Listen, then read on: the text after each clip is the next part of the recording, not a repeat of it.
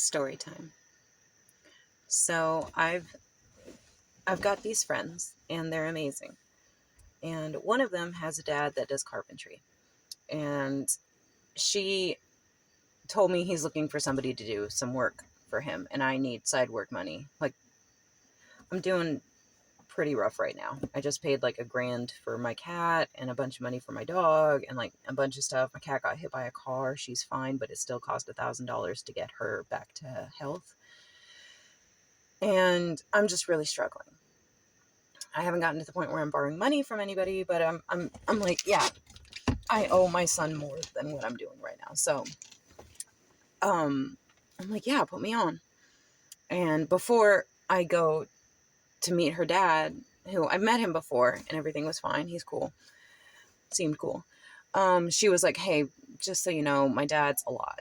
Like, he often doesn't work very long with people. Like, when he's done with somebody, he just cuts them off. Like, it's pretty quick. He gets mad at somebody and they're just gone. And I was like, okay, cool. And then she was like, he's also, he's got a lot of opinions. And I was like, all right, racist, right? She didn't say it, but I kind of thought that. I'm in the South. I'm used to people that don't align with me ideologically. I'm used to people that have racist views. And I usually can deal with it. I usually don't let it affect my bag. But it comes to a point. So I work with him for a week and he pays me for the week. And it's not quite as much as I hoped it would be, but it's fine. It's a decent amount of money and I'm learning a lot because it's carpentry and we're building these really impressive things and it's really great. So the way it goes is I meet him at his house where he's building everything in his yard. It's all out in the open. He doesn't even have a fence. I'm completely exposed. Everybody's around. I feel completely safe. Plus he's a father of my friend, which makes him kind of father-y to me. And the more I get to know him, the more it seems very important to him that I see him for who he really is, like how far he's come in life. Like, he came from nothing, abandonment, he was a teenage father, single father, no woman in sight, of a daughter, did a good job, did right by her. He's made millions, lost millions, filed bankruptcy, had a divorce, woman stole everything from him. Like, there's a lot. And he's really proud of himself, but he's not proud of, I don't know what he's not proud of. He does have a lot of bitterness, but it's not where you'd think. So after we get done working every day, he wants to talk and he wants to like lay out, okay, we're going to do this tomorrow and this is going to happen and this is how we're going to build this and we got to do this, this, and this. And I was like, cool, got it. I don't get it at all because I'm a visual person. So if I don't see it, I don't learn it. But I'll let you verbally do your thing because that's like your process. So that's cool. So he does this and it lasts a long time. And I kind of get the idea that he's trying to he's feeling me out. And maybe, I don't know why he's feeling me out, but he is. And I'm just like, okay. So he starts bringing up Trump stuff and I give him some ribs, just jokes. And it's fine. And we get a little bit, debate, not arguing, debate, just fun, just jokes. Oh, Obama, yeah, Trump, it's a tit for tat and it's fine because it's all in good jest. But I intentionally don't just let him think that we're on the same page because I was hoping that it would set a semi boundary of like, oh, she's not cool with some of this stuff that I might say.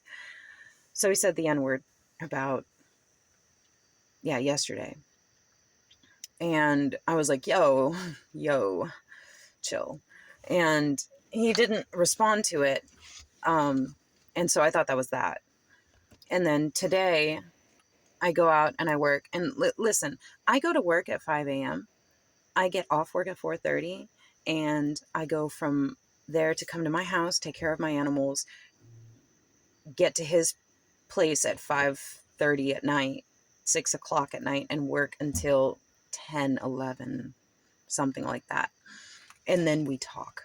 So I'm surprised at the amount of energy I still fucking have, because it's harder at it. The work that I'm doing for him is like physically more difficult than the work I'm doing at home at my job.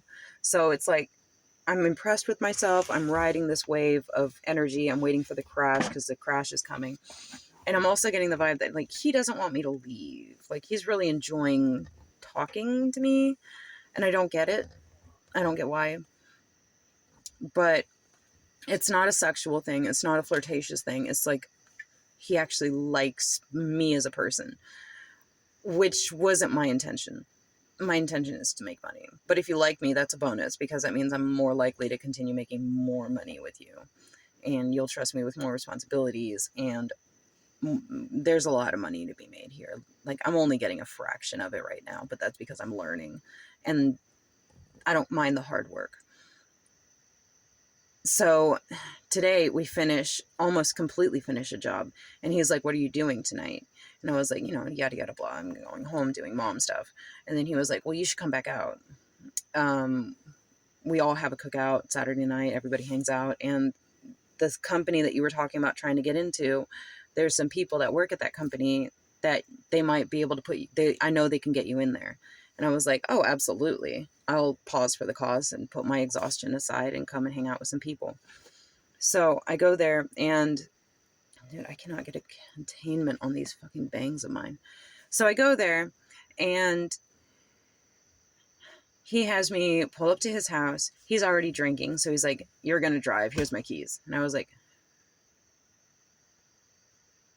I've worked with him all week. I know his daughter. I'm not unsafe, but also like I have a rule. And the rule is I drive me. I don't drive you. I don't let you drive me. I need to be able to leave. But fight, flight, freeze. I freeze. I always freeze.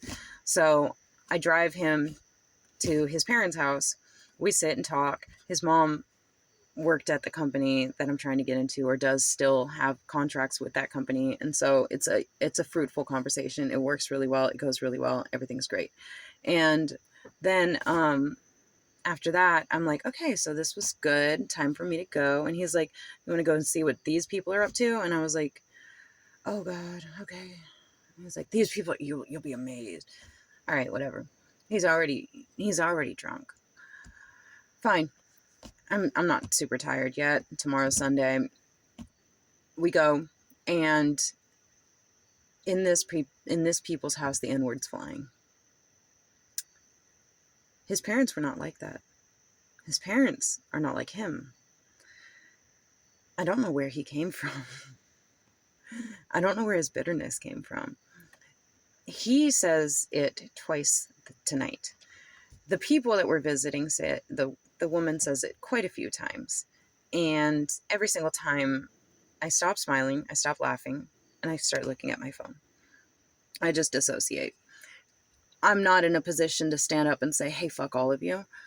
I didn't drive myself here. And I'm also a guest in their house, and I was home trained to allow a lot of bullshit when I'm a guest in someone's house. Be angry on your way out the door is kind of how I've been raised. So I also have this really sick knee-jerk reaction when people are like that, to be like, oh, I must have done something wrong. I must have led you to believe that this is okay. What did I do to make this okay? And now I feel obligated to not hurt them by rejecting them, because I feel like it's my fucking fault. And that's unhealthy. And I don't know where that comes from. So when this is happening, everybody's laughing, everybody's drunk, and they're like, why aren't you drinking? And I'm like, I'm an alcoholic. I don't fucking drink. They're like, an alcoholic drinks. And it was like this whole thing.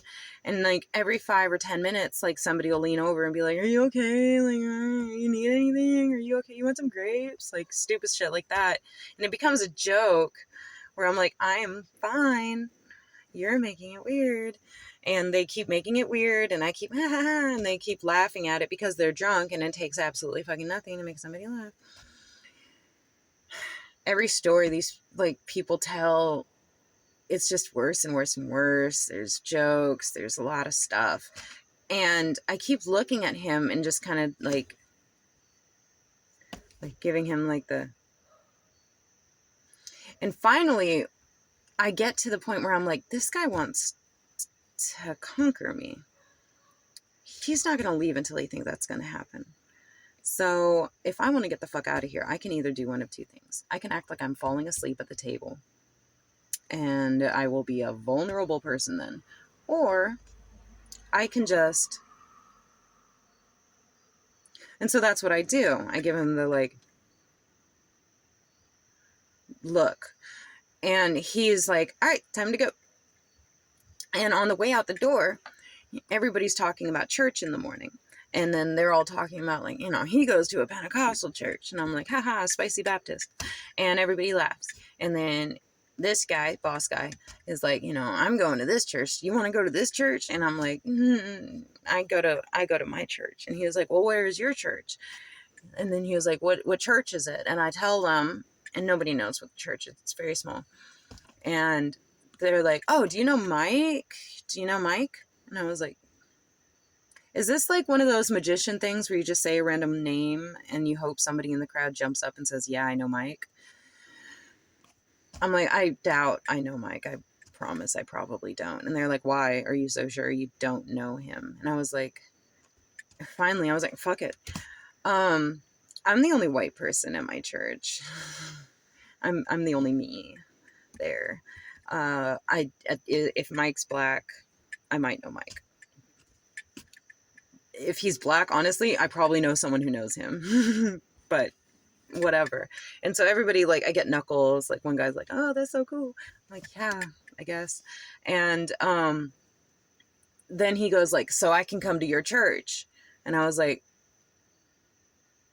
I just like stopped everything right then and there. And I was just like, we'll see. And then he was like, he didn't like that. And he did this in front of everyone. So he put me on the spot, and I should have just been like, yeah, come along, get some good chicken, gone with the stupid fucking jokes. But at that point I was tired. I was so fucking tired, and I was so ashamed. And like, they had shown pictures of kids and stuff. And I was like, I felt sick by my knee-jerk reaction to not want to show them a picture of mine, because I have a biracial child. And I was like, oh, I'm not going to do that. No, here's my kid. Show them a picture. Maybe that'll dissuade them from continuing this rhetoric. Didn't stop them. I mean, my son's not black, but still, that should have shown something, right? I mean, whatever. So it's a whole thing. And when they saw the picture of my kid, it wasn't, oh, look, no. And it was a cute picture of my kid. It was him snuggling his dog. Like, he was dying of love. And the dog was dying of being smothered. And it is the funniest picture. And I didn't get any reaction. And I was like, cool. Well, now we know what the fuck we are. Now you know me, and I know you, and I know what you are. And now you finally know what I know about you. So you know that I know that you know that. And so when it comes time to leave, after all of that had happened, and all of this stress, and all of this me being the sober bitch around a bunch of toddlers, we go to get in his truck, and I'm taking him back to his place so I can get in my truck and go. And I know this was a plan for him, probably. I know we're old, like, we're grown. It's like a kind of plan. It's not like a, oh, I'm gonna do this and she owes me plan. Like, we're too tired for all of that, thank God. But I know that was not a forgotten concept for him. Maybe she'll come to my house and, like, maybe we'll hang out. Maybe we'll watch Netflix. Maybe we'll watch Fox News. So I get in his truck, I drive him, and on the way there, he's like, so why can't I come to your church? And I'm like, oh, all the pleasantries out the fucking window. Okay. And he was like, why can't I come to your church? And I was like, I'm very protective of the people in my life. All the people in my life. All of them. I'm protective of you. I'm protective of my neighbors. I'm protective of my mother and my child and my family. And I'm protective of some of my coworkers. And I'm protective of my church. If I bring someone into my church that I don't know and they misbehave or they do or say something, I'm co-signing that. I'm responsible for that. And I'm a guest in their church. I'm not a member. And even if I was a member, I'm still being the only me there. I'm obligated to, the same way I was in their kitchen where I wasn't disrespectful to them when they were being awful. I'm a guest. I'm going to behave myself like a guest. I was always taught, like, if you're going to be a bitch on the way out the door. Don't be a bitch at the table. So, and the thing is, the woman that was saying this stuff, after she saw the picture of my kid, it didn't necessarily stop, but I saw something there. And she started telling me stories about people she admired, like, okay, lesbian couple next door, and how she used to absolutely not. And then she got to know them, and it changed the way she saw people of that lifestyle, as she called it. And she even questioned whether her son was gay when he was growing up, and she had decided upon herself before even meeting this couple that she would accept him no matter what he was. And that was hard for her. And he's not gay. So she did all this to herself for no reason. But she came to it of her own fruition. She came to this personal growth or this personal evolution on her own, organically, without any outside influence. So in her is love. There is something there. There is potential there.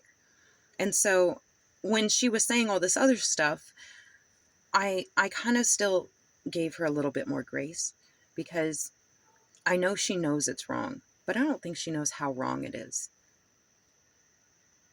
I know that's because she doesn't care and she doesn't have to try the way I've had to try. I've had to go out of my way to be a safe person around people that don't feel safe. I've had quite a few people assume that I'm one of these people. And I've taken that challenge upon myself to, I don't know, to make it known that I'm not like that. I've done those those fucking gymnastics of trying to be like, I don't know, just every conversation that I have with somebody that I can tell they don't trust me, I try to throw an olive branch out there just to let them know. And if you don't, fine, you're not obligated to like me. But if that's why you didn't like me, here's the reason why it doesn't matter. And maybe you'll decide I'm worth it.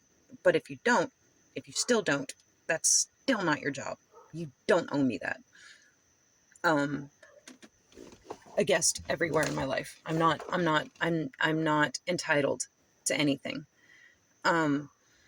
So she hasn't had to do that, except every now and then she's got a couple black friends here or there, or black kids that come by, and she's like, oh, she hasn't gotten to the point where she's learning that they live a very different world than she lives in, a very different America, a very different lived experience, a very different daily experience. All she sees is from the outside, and she sees the YouTube videos that her algorithm's going to show her if she watches Fox News, which I promise she does.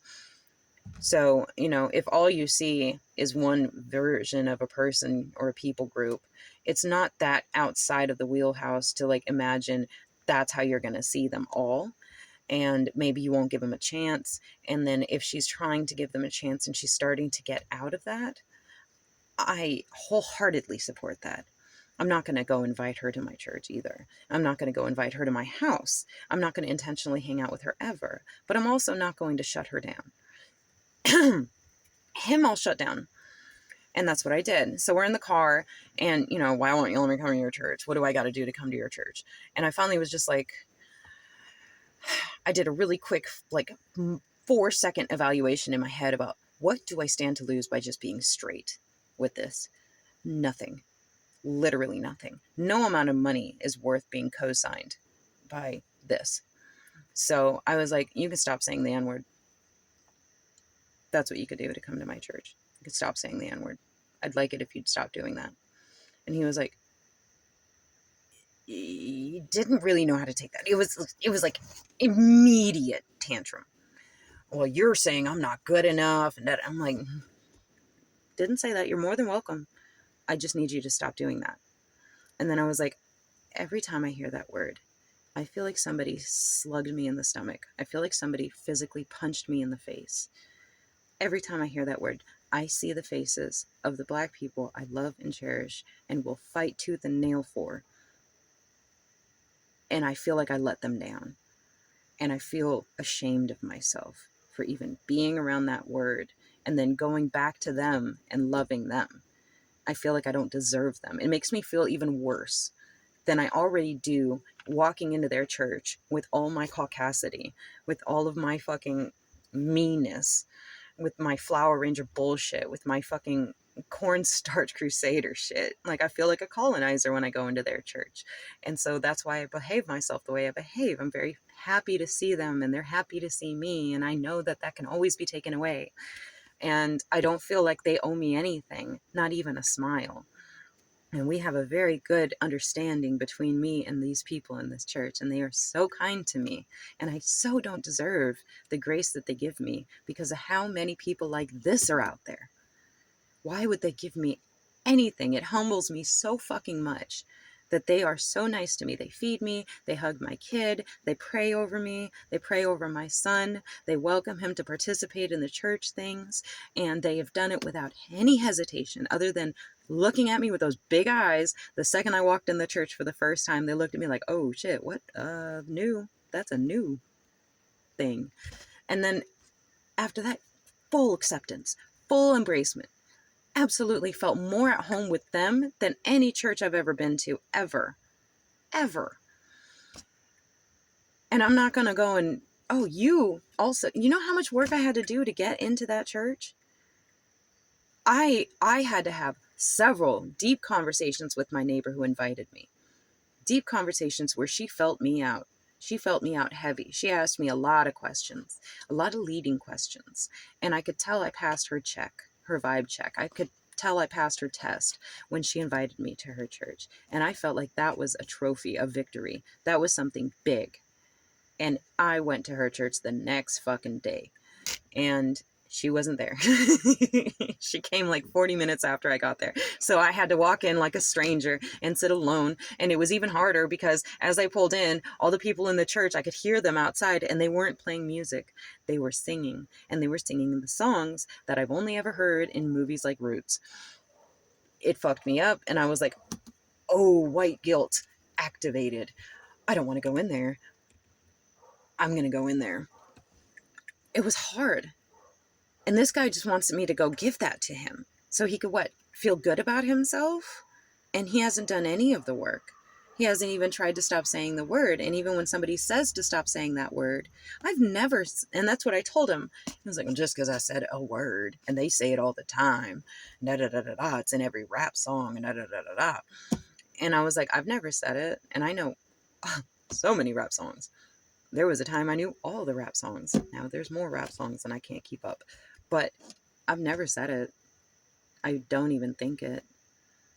It's never come out of my mouth. And honestly, until I moved down here, I've never heard it in person. Seen it in movies, seen it, read it in books, heard it in songs, but I've never had a person say it out loud in my face like that. I've never heard anybody have the balls to fucking say that shit, or the cowardice, or the lack of mental fortitude to say that. It is such a cheap shot. It is such a lazy thing to, like, what? And I was like, okay, so while I'm pissing you off, I also hate that you called women bitches. I hate that. It doesn't change anything, but I'm not going to let you meet my mom because she's a woman and she doesn't deserve to be around somebody that calls women bitches. That's how that goes. I'm protective. And I'm protective of you. This goes both ways. This isn't just I'm protective of one group of people and nobody else. I'll protect you against other people because I value you and I respect you. I'm losing it. I'm losing your respect. Or I'm losing my respect for you with this conversation, not with you saying the word. Saying the word made me watch you. This conversation's making me lose respect for you because you're not willing to even hear that I have an issue. And I was like, now, if you want me to just keep working with you and not tell you when you bother me, I can do that. Baby girl, I do that every day. You have any idea how many people I've lost jobs because they found out my kid was brown? Like, I've lost jobs because they found out I was a Democrat. I've lost jobs because people found out I wasn't going to sleep with anybody at the job. Or they assumed I was sleeping with everybody at the job. You can't win either way. But I've lost money for these things. It doesn't move me. And I've learned to keep my head down, keep my mouth quiet, mind my business for the most part. I figured it out. And if that's what I need to do with you, I can do that. But this whole friendship thing has got to stop. We can be professional and we can go back to that. I don't know what this was supposed to be for you, but anything outside of just making money, I don't see where it could go. If you want me to shut it down. He's like, I don't want you to do that. You know, it's like, and I presented that as a question. I was like, do you want me to keep it to myself when you do something that say something that bothers me? And he was like, no, I don't. And I was like, okay, well, then I told you that you're doing something that bothers me. And whether you change it or not, that's up to you. I don't care. But I mean, I feel like not telling you is an act of disrespect. I feel like you're smart enough and you're honorable enough to take criticism and to alter your approach if you care. Now, if you don't care, I can't do anything about that. I can't control you. And I'm not even telling you to stop saying the word. Just stop doing it around me. That's it. I already know you're guarding your tongue around me with a lot of other stuff. Just add this to the list. And I don't know. It was just he went on this whole tirade about how like church is for the broken and da da da da, and like I would never tell anybody that they can't see Jesus, they can't come to Jesus because I think they're not good enough. And I was like, that's not at all what I said. Also, you are saved. You have a Jesus tattoo on your arm. I'm not withholding salvation from you. I'm withholding a church. And then as we passed one of the many churches, we got hella churches down here. And I was like, you can go to that church. You don't need to come to mine. You can go to that church and that church and that church and that church. You can find your way into any black church too. You can go to any church. I'm just not telling you which one's mine. If you walk in on your own, I can't do anything about that. But I'm not going to welcome you. I'm not welcoming you. I'm not obligated to make you feel good about yourself when you're not doing any of the work. And he just could not get over it. And he got more and more belligerent, more and more angry, and he was really drunk. And now I'm in the weird position where, I feel like I let my friend down, and I feel like it's going to get back to her, and that's fucking fine, because I'm just going to tell her I just didn't want to work anymore and I was tired. I don't know what he's talking about. I'm going to gaslight the fuck out of this situation, because that is not a conversation I'm going to have. And she knows her dad, and she's going to read between the lines on her own, and she'll figure it out. I don't have to do anything about that. She knows my politics. She knows my social awareness. She knows my opinion. She knew this was going to be a clusterfuck. She didn't warn me enough. She kind of tried. I get it. You want to try without disrespecting your dad. That's your deal. I asked for this job at the end of the day. I didn't realize it was going to be like this, but maybe I should have asked different questions. I don't know. But it was like, we're in his truck. My truck's right here. He opens the door. I turn off the truck. He says some more things about how I'm condescending and I'm judgmental and I'm looking down on him and I'm talking down to him. And I'm like, do you know how much I respect you? I respect you a lot. I think that you've taken on a lot of burdens that nobody taught you how to take on. And you did them. And you did them probably not without complaint, but you figured it the fuck out. And you didn't have any blueprints. You had nobody to tell you how to do it. And you did it. And you raised an incredible daughter. She is a huge tribute to you. And you're an incredible tradesman. You know how to do stuff that I couldn't even imagine learning how to do. And you're only a few years older than me. And you did all of this. I respect you greatly, and I have a lot to gain from knowing you. And I know that. This has never been a question of whether or not I respect you or admire you or value you. This is a question of whether I'm going to welcome you into my special place. And nobody gets in, first of all. And that was another conversation we had. I could tell he was feeling me out romantically a little bit when he made a comment about how he'd been single for 2 years. Like, nobody ever says that without meaning the other part of it, which is like, can't wait to not be single. And I just kind of laughed and I was like, try 7. I think it was like 6, 5. I always round up because I say what the time feels like more than what the time is. I'm that brain. But I was like, yeah, try like 5 or 7 years. That's where I'm at pretty much. And he was like, damn. And I was like, yeah. That was really, honestly, out of everything, that was my real mistake. That opened the door. He's never listened to me tell him anything about myself. I've mentioned a couple things, but I left it pretty ambiguous because he really talks about himself a lot. And I can tell it's not from a place of bragging. It almost never is when people do that. It's from a place of like not feeling like you're being seen correctly, and you really want to make sure the other person sees you because you care about what they think about you. And I I took that as a gift, as like a little gift he gave me. Like, oh, I care about what you think of me. So I'm going to tell you my entire story and all of the difficulties I've had in life and all of the things that I've done and all of the ways that I've conquered the world and had it kick me in the face and conquered it again. And so like I didn't tell him about all the things that I've been through, but I've been through a little bit. I haven't had the hardest life, but I've had a weird life. And I've experienced quite a few weird things, and I figured it out. I didn't figure it out as soon as I would have if I was healthier and smarter, but I figured it out. And I'm not as far in life as I could have been, but I'm here, and I'm doing okay. And I didn't go into any of that with him, so he doesn't know where I come from. And that's something he said. He's like, you don't know anything about me. You don't know where I come from and where I've been.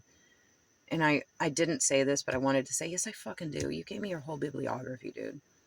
Bibliography, biography, memoir. You verbally vomited all over me for the last like 48 fucking hours that I've been working with you nonstop during the, it's more like 60 hours, honestly. I swear to God, I don't know how long I pulled 12s on my days off. I'm off Fridays and Saturdays and Sundays, and I called out on Thursday. So I worked 12 hours those 2 days. Tomorrow would have been the next one if I'm even employed still, if I want to be employed still. And then Monday through Wednesday, I worked at least 5 hours a day, at least. He didn't pay me for all of them. Whatever. And that was another thing in my head. I was like, I'm not making as much money as I thought I would. So I don't care if this doesn't work out. I'm going to say what I have to say because I've been swallowing enough bile that it's time for me to spit it out on somebody who's been putting it in me all night. And also, it's 3 in the fucking morning. By the way, it's 3 in the goddamn morning. It is 3 in the fucking morning. And this is how hyped I am because of how fucking stupid this whole situation was. It is 4. It's almost 4 in the morning. We don't leave those people's house until 3 a.m. almost, like 2:45. Do you have any idea how little social awareness you have to keep somebody up that late who isn't drinking and isn't partying and doesn't know these people? Like, you are so sure you're entertaining and interesting and funny and fun. You don't have... your ego has been unchecked for quite a while. You are resistant to change. You're like hydrophobic to any criticism or growth. You are a rock. And not in the way Peter was in the Bible. You're just a boulder. You're marble. Nothing can penetrate. No thought, no new idea can get into your head. So I'm going to throw this out there, and I know it's going to bounce back in my face. And I'm going to throw it anyway. And I'm going to bob and weave that shit because fuck it. Who the fuck cares? And now I have to go to my church tomorrow because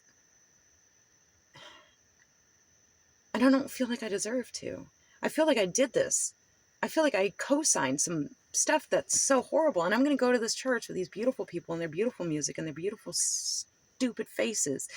And I'm only going to feel like even more of an imposter than I already feel like anyway. And I'm going to feel so undeserving and so ashamed. And I'm going to fucking sob because I'm going to feel so worthless. I'm going to feel like I participated. And this is a conversation I had with my neighbor. Because, okay. When I first heard people say the N-word and I had these people as my friend, I didn't know who to talk to about it, so I ran over to them. And they literally like unloaded my white burden on them and was like, my white burden is other white people have this. Tell me what to do. What do I do? How do you feel about this? This is what I did. What would you have me do? Like, what would you have wanted me to do? And a lot of times they were like, fuck it. It's not, they weren't like, fuck it, like, oh, we don't care about racism. They were like, it's literally a losing fight. And I think I was kind of confessing to them, like, I did a sin. I did something wrong. Kind of like I stole your tea set. Here, have it back. It was like that. It was like, oh, can I still be your friend if I did this stupid thing? So like, when I had a coworker tell me to N-word rig something up, and then later on that day I come over here and I'm like, hey, have you ever heard someone say this? Because this is the first time I've ever heard it. And they were like, yeah. And I was like, I did not know what to say. I just made him repeat it louder and louder until he stopped saying it. I just kept acting like I couldn't hear him, and it made it really awkward. And they started laughing, and they were like, that's fucking funny, actually. Or like one time, my newest neighbors, we call them the master race for this reason alone. A tool fell off somebody's truck into their yard, and they had to hop the fence to get it. And it was a white guy, and I know this guy. The only reason why it matters he's white is you'll see. So he hops out of his truck, jumps their fence, grabs his tool, jumps the fence, gets back in his truck, and drives away. These people don't have anything in their yard that works. They have broken pool tables. They have nothing worth stealing. Not a thing to rob. They were so up in arms about this crackhead, they called him. He was a very healthy man. He ain't missed a meal a day in his life.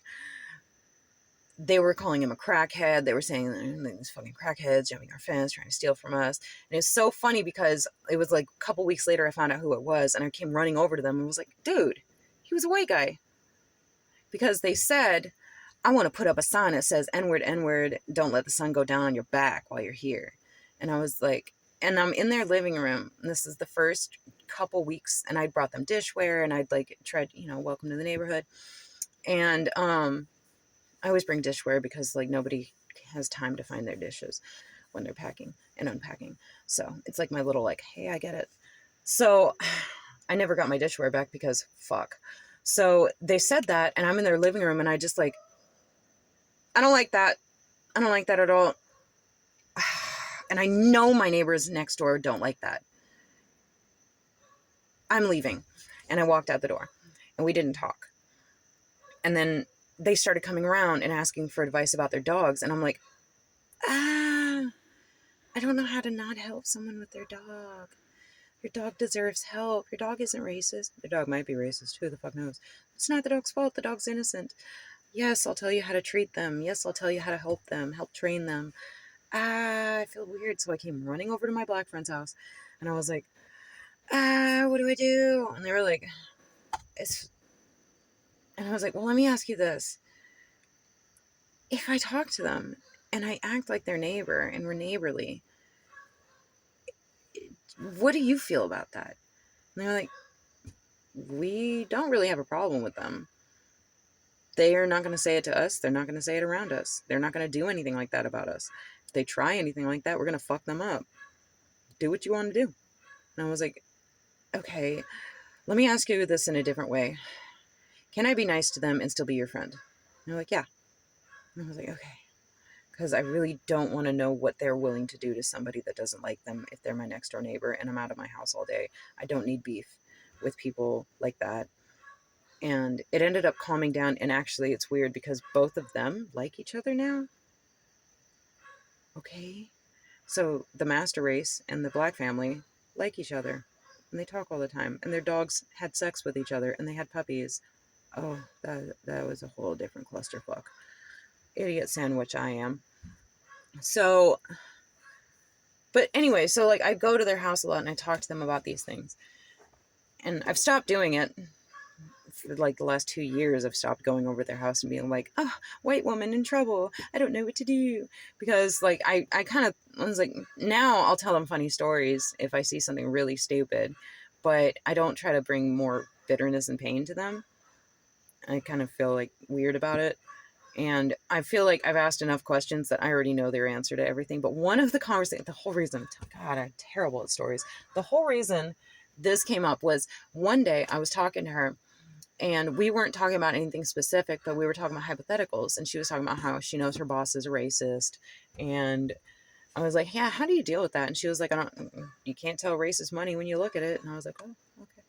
And then I was like, let me ask you this.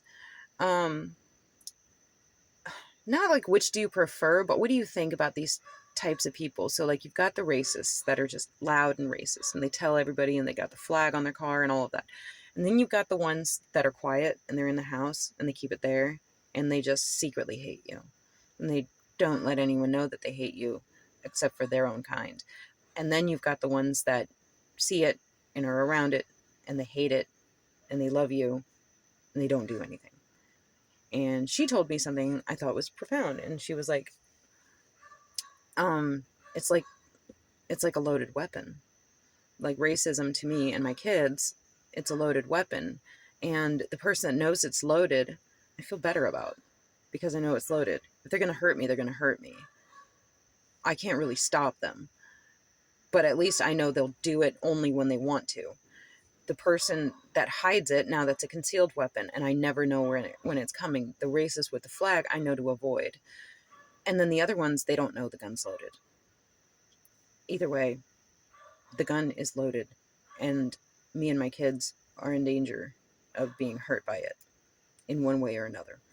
And I was like, that's like fucking brilliant. Jesus, that's poetic as fuck. And now I'm the one walking around with a loaded gun that I don't think is loaded and I don't think it's a gun. And that's how I feel about my behavior tonight. And I feel so ashamed and I feel dirty and I feel gross and I feel like a coward and I am a coward. And it really sucks. And it really sucks that it was my friend's dad because it's going to get back to her and it's going to be a whole thing. And I'm going to have to gaslight her and be like, no, I just didn't want to work. I don't know where he got that from. She's going to know. And it's probably going to ruin our friendship. She's not like that, by the way.